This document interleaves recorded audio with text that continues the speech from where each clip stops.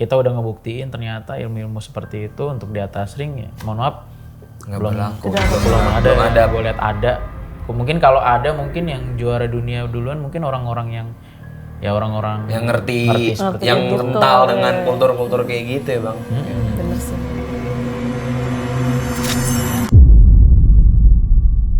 Cuman bangku melayang kebanting lagi sampai hancur. Itu bangku Kayu soalnya bang ya? Kayu. Seling besi terus udah gitu genteng-genteng dari atas banyak banget kayak nimpuk ke bawah gitu kan. Kata gue anjir nih apa lagi ini kata gue. Rekam kata gue gitu kan. rekam. Karena kan takutnya kalau direkam mungkin ada atau gimana ya. Dari 4 orang ini dan 4 HP semuanya nggak bisa ngerekam. Tulisan di HP-nya apa? Nggak bisa. Kayak tek nggak kepencet kayak tek nggak kepencet. Aduh gimana nih kata gue. Terus gue coba iniin HP kan, gue keluarin lagi, gue masukin lagi, mungkin salah apa gimana. Ternyata teman gue yang Android juga HP-nya juga nggak bisa ngerekam. Nggak bisa ngerekam. Flash-nya ada, flash ada. Tapi ngerekam nggak bisa. Oh, flash dari si rekamannya biasanya ada tuh, tapi nggak bisa kepencet merah itu, merah bulat itu. Nggak bisa ke-record. Terus? Dari situ kayak, kok aneh sih kata gue. Terus ya gue kan stay cool dulu kan, karena pertama adik-adik gue di sini, kedua teman gue, karena di situ gue paling tua, jadi gue kayak stay cool dulu. Terus gimana? Iya stay cool dulu. Terus gimana gitu? Santai dulu. Dalam hati gue anjing. Gue udah begini. Gue mau pulang. Pastilah. Gue mau pulang kan, cuman cari alasannya apa ini kan? Iya, cari alasan lagi mikir. Gue akhirnya kita ngadep pantai aja dulu, begini belakang ini. Terus pas lagi madep ke pantai ini, dalam hati gue kayak kepikiran, takutnya ada genteng atau kayu ngelempar ke kepala gue kan nggak kelihatan jadi siapa yang ngelempar kan gue nggak tahu kan. Akhirnya nggak lama kemudian kedengaran suara segerombolan kera, rame banget. Kayak dari jauh gitu kak? Dari arah hutan, dari lembah. Lembah. Gue bilang, harimau masuk kampung nggak? Masuk sini nggak? Nggak bang, masih di hutan raya harimau. Harimau asli. Jauh. Nggak mungkin, kata adik sepupu gue sih yang ditinggal di situ bilang gitu. Terus apa? Paling beruang bang. Gue bilang, emang masih ada beruang di sini? Gue bilang, masih bang katanya gitu. Ada yang bawa senjata nggak? Nggak ada katanya gitu. Beruangnya segede apa sih? Ya paling segede anjing bang. Kalau dia kakinya 4 jalannya, jalan pakai kaki 4. Kalau pakai kaki 2 segede orang bang katanya. Wah, kuat nggak sih? Paling dia cuma gitu-gitu doang ya kayak anjing ya. Kita tendang pun bisa kan? Gue bilang gitu kan. Ya bang, pohon aja kebelah bang katanya.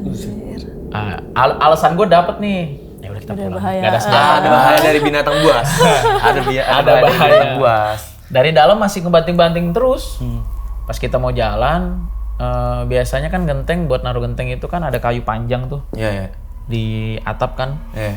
Nah dari atas ini pas gue mau jalan tiba-tiba kayak ada yang narik gini. Kayunya kayak patah gitu.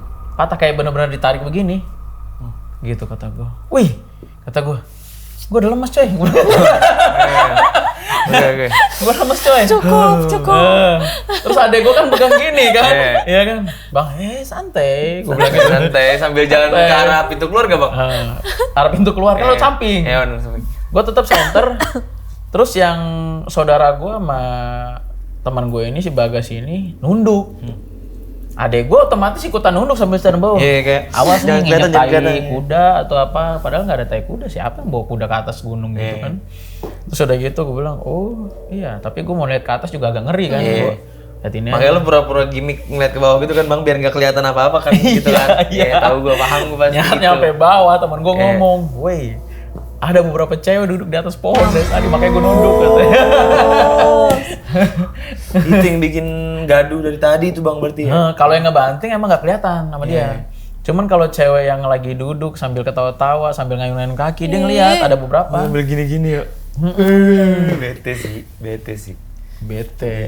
Dari situ kayak udahlah kita hentiin yang aneh-aneh ini ya gue bilang. Baru niat aja mereka tuh tahu ya. Kagak usah begajulan makanya apa kalau di kampung gitu. Gue mah lebih seneng di kampung daripada cuma gue bukan ngeremehin ya tapi iya. Karena itu kampung kan orang apalagi kampung orang kita nggak tahu medannya, nggak tahu makhluknya. Gue kalau udah kena inyak tadi gue udah di kamar gue main JBL. serem sih. Itu.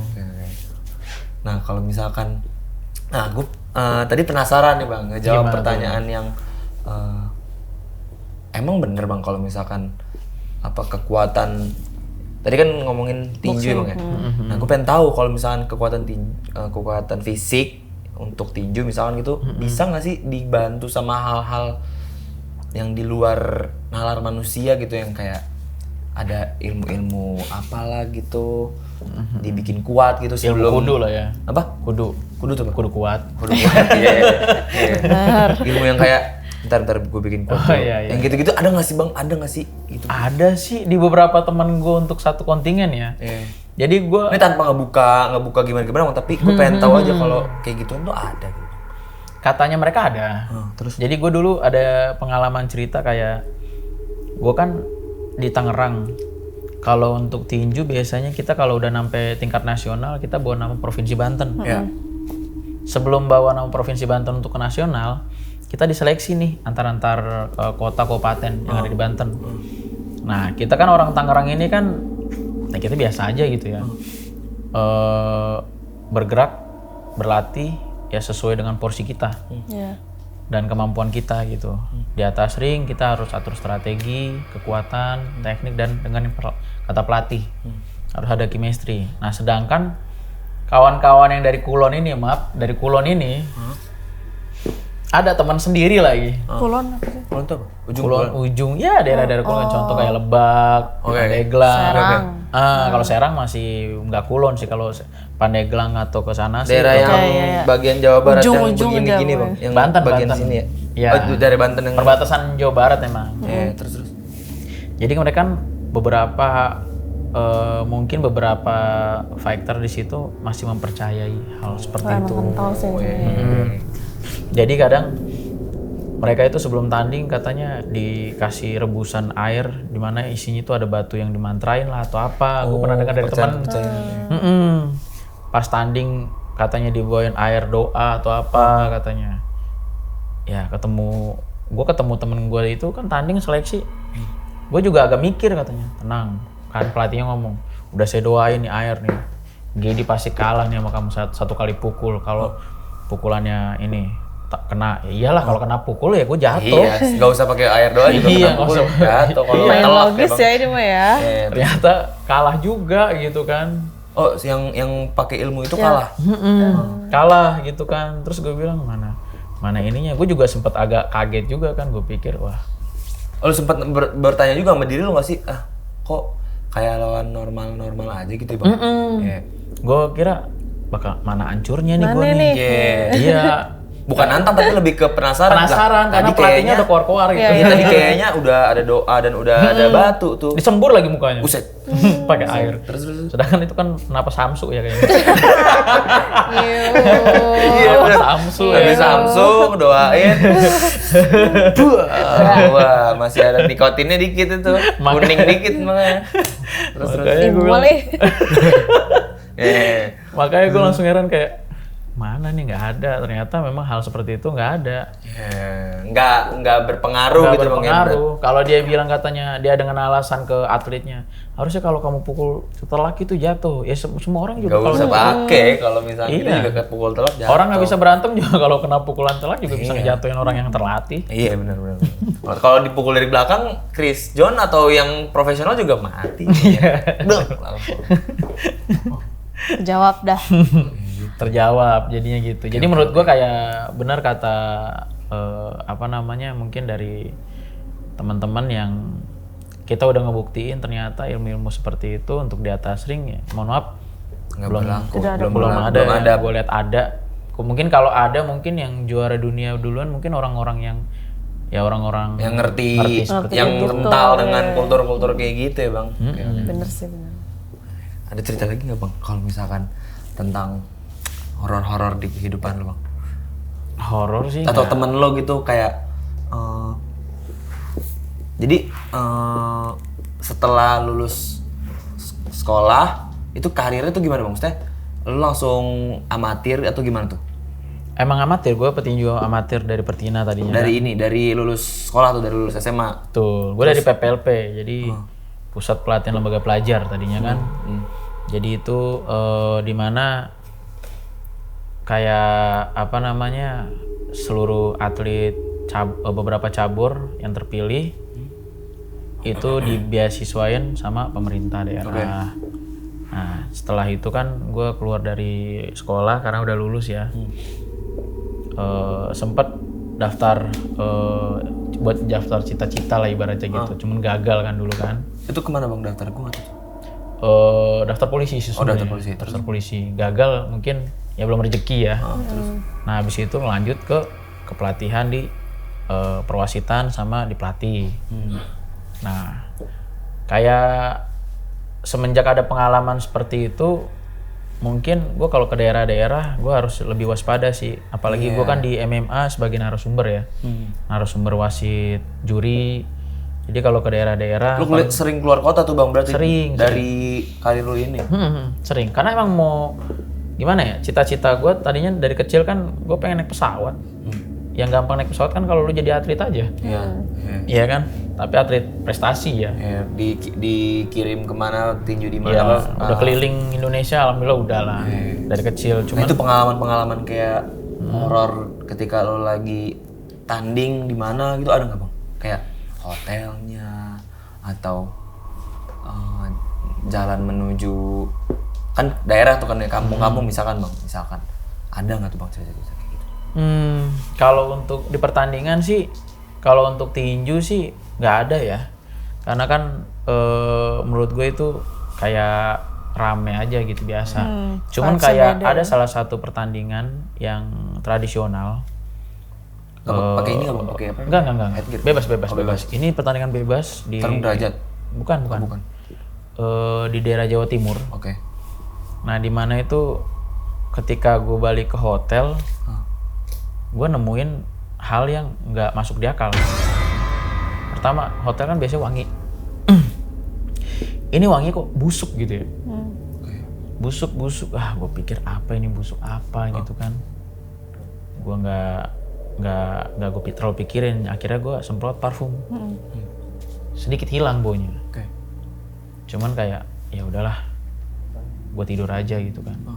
Gue tidur aja. Dari belakang ini, karena gue tidur sendiri ya. Dari belakang ini kok kerasa kayak ada berat-berat yang kayak ngenjot gitu kan, kasur kan. Belakang tembok. Jadi gue kan tidur madep ke tembok kan, madep ke tembok, miring. Oke. Kok kayak ada ngenjot dari belakang gitu ya. Terus gue mulai nengok nih. Tapi nengok gue tuh kayak pura-pura ganti posisi. Oh kayak ganti enak, nyari PW gitu, nyari PW kayak langsung gini perang. Pas begini, gue nengok sebelah, kayak ada hitam besar. Di kasur ini? Iya, kayak hitam besar, tapi dia kayak gue langsung, tapi kan gue nggak melek ya, gue kayak gini aja langsung, gitu loh, kayak sedikit, ngintip gitu ya. Karena gue dengar ternyata napasnya berat. Napasnya Kedengeran, kayak napas gitu. Anjir, gitu. Terus udah gitu gue liat, anjir nih apa lagi, mungkin gue mabuk kali ya, gue gitu kan. Tapi kalau mabuk gue kan nggak minum gitu kan. Karena gue habis tanding, jadi gue pulang kecapean apa efek pukulan kali ini ya, gue pikir gitu kan. Kepala gitu ke bang, getar-getar. Tapi gue kayak langsung gue giniin kepala gue nih, enju biasa gue sadar anjir, gue pikir gitu kan.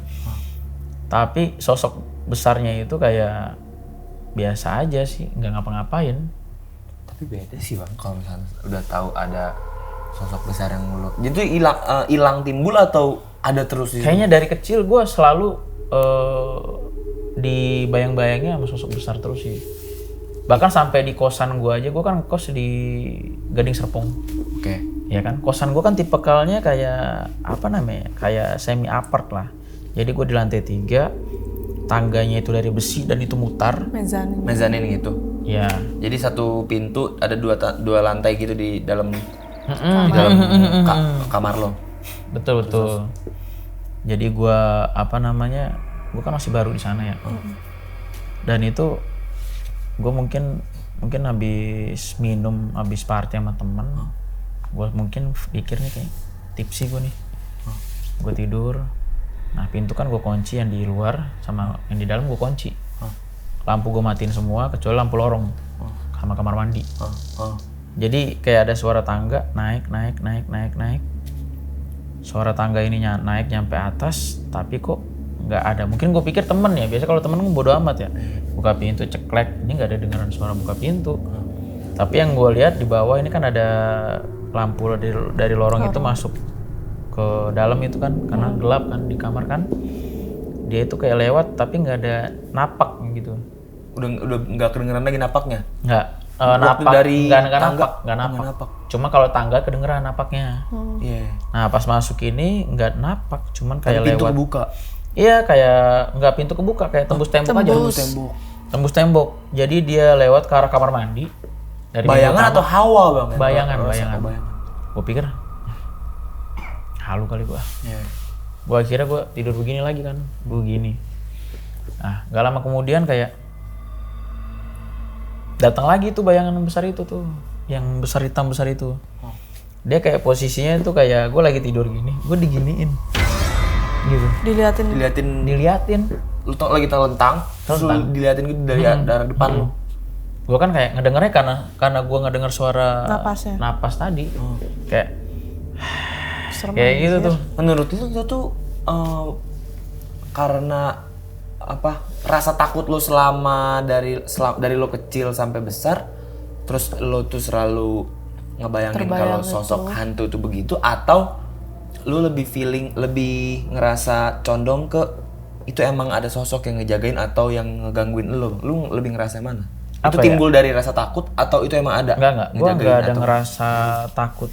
Sebenarnya gue kalau ketemu dia juga kayak posisinya nggak di mana gue dalam bayang-bayangan ketakutan, nggak. Oke. Jadi kayak gue di posisi yang setengah tidur kayaknya ya. Selalu dalam posisi setengah tidur. Dan posisi ngelihat gue pun, ngelihat ke dia itu pun kayak nggak jelas. Cuman yang gue jelasin dia kayak besar banget. Dan dia kayaknya ada taring gitu. Cuman setelah itu dia bangun, dia jalan ke arah tembok, hilang. Tembus tembok, padahal pintu di sebelah. Tinggal buka aja, goblok aja. kayak dia konsep dia tuh kayaknya nggak perlu nggak usah pakai pintu jadi dia langsung ke tembok gitu. Kalau gue pada saat itu bisa ngomong, gue bilang bang pintu sebelah gitu kan. Buka aja, biar bisa lewat. Oke. Dan itu selalu ada sih.